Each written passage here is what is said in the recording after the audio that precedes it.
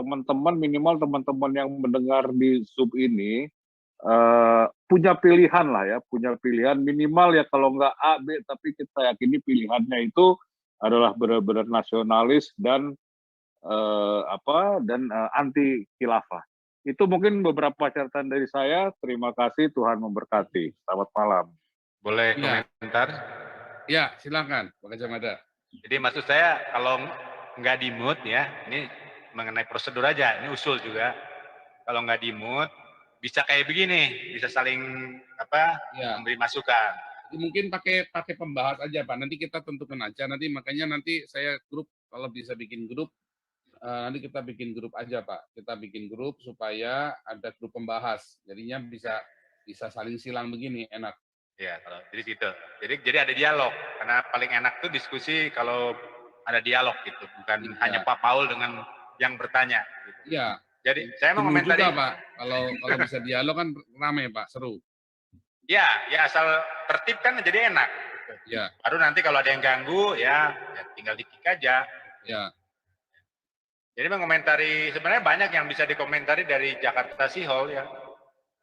Tapi yang menarik buat saya adalah mengenai politik bagaimana 2024. Karena itu memang sebenarnya itu yang strategis gitu. Jadi sebenarnya ini sedang kita lakukan, hanya mungkin tidak terlihat oleh Jakarta City Hall gitu, bahwa sebenarnya edukasi yang sedang dilakukan oleh channelnya Pak Paul ya sekarang, Pastor Paul, maupun channel-channel satelit, kalau dia mengupload video dari sini ya, dari channelnya Pak Paul, itu adalah edukasi yang membuat pemilih ya itu preferensi pemilih partai mana yang dipilih, kandidat mana yang dijadikan presiden, itu sebenarnya sedang diedukasi oleh channel ini. Itu menurut saya lebih strategis karena kan kita tidak membatasi siapa yang Kristen atau bukan yang akan menjadi pemimpin nasional, tetapi biarlah pemimpin yang menjadi presiden atau pemimpin yang menjadi anggota DPR yang nanti membuat undang-undang lah kalau DPR. Kalau DPRD membuat undang-undang di daerah ya adalah mereka yang paham atau yang sudah teredukasi dengan channel ini, siap apapun agamanya. Nah, itu yang ingin saya komentari. Jadi channel ini strategis. Semakin banyak ditonton, semakin banyak dilihat, semakin banyak ikut serta. Terlepas kita menjadi ikut dalam keterlibatan sebagai syukur-syukur kita bisa ikut ya, syukur-syukur kita bisa ikut karena berarti langsung terjun, kita langsung terjun ke kancah politik ya. Karena politik itulah yang bisa membuat pemilihan. Contoh kayak macam tadi banyak yang heran mengapa Hamas dan Turki didukung, ya karena sama ideologinya atau politiknya sama, arah politiknya yaitu Ikhwanul Muslimin, PKS ya, Erdogan, Hamas itu sama-sama Ikhwanul Muslimin. Jadi lintas agama itu dan lintas internasional. Sehingga kalau dengan adanya channel ini kita diberitahu bahwa PKS itu sama ideologinya dengan Erdogan dan Hamas, maka kita bisa melihat ini ada benang merah. Ya, kalau mereka teredukasi dengan channel ini ya jangan pilih yang kayak begitu. Karena memang tadi disebutkan oleh Pastor Paul Jang bagaimana kejayaan Majapahit hancur ya gara-gara Islam ya.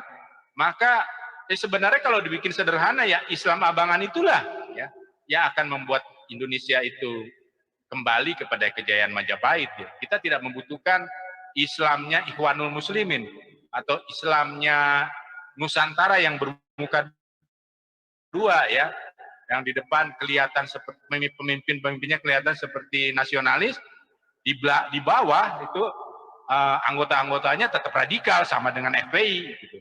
Nah, itu tidak akan membuat Indonesia menjadi maju ya.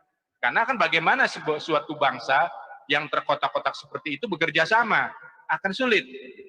Tadi disebutkan juga bagaimana sejarah Islam dalam dinasti Abbasiyah itu kan cukup maju.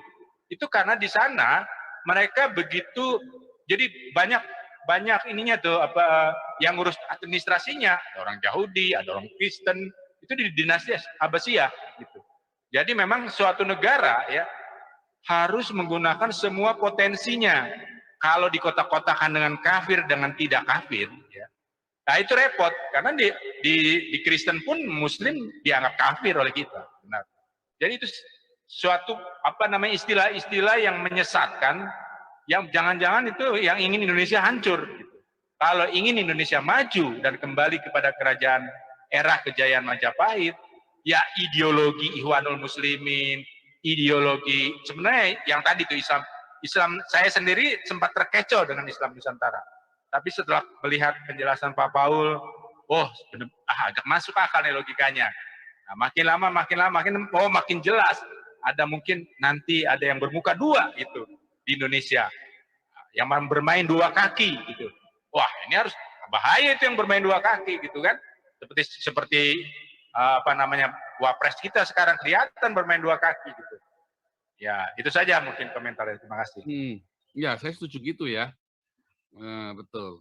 Nanti ini Pak Raja Uti tadi mau komentar, silakan Pak Raja Uti.